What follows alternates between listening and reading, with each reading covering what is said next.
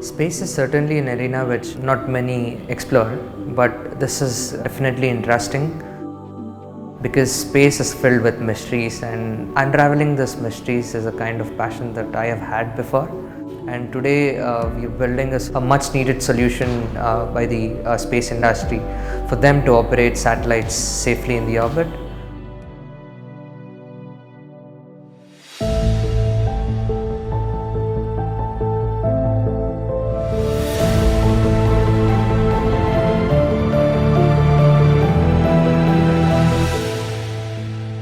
Space race started in 1957 when Russia launched its first satellite Sputnik. Post that, today there is 70 odd countries building and launching satellites. So you can imagine the amount of traffic that goes to space. It's increasing drastically day by day. So currently in the orbit there are odd 2,500 satellites. Apart from that, pretty much everything is junk. And this junk is estimated to be around 129 million objects.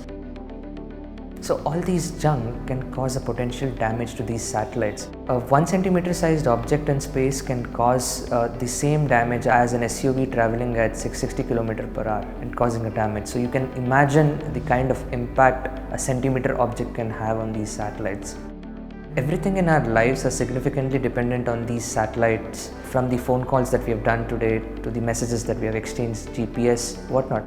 At such an impact, satellites can get destroyed. When satellites are destroyed, we don't get these services on Earth. So we at Digantra are building a space surveillance platform to track and map space objects from space.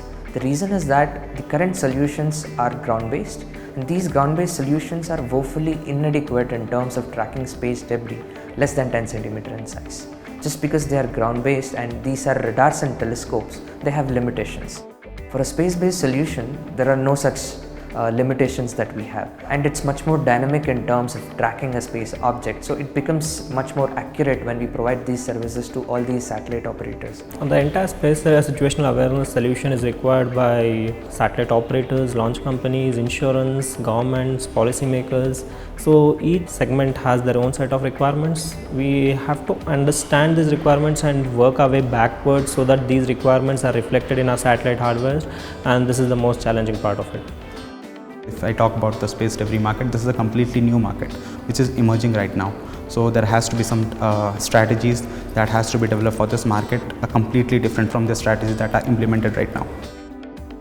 Currently at Digantra, we are raising our seed round of investment, which is around $1 million to build and launch our technology to space, which will be launching in Q4 of 2021. We'll be working with our customers, Telespazio and Okapi Orbits from Germany, in terms of validating this data with them.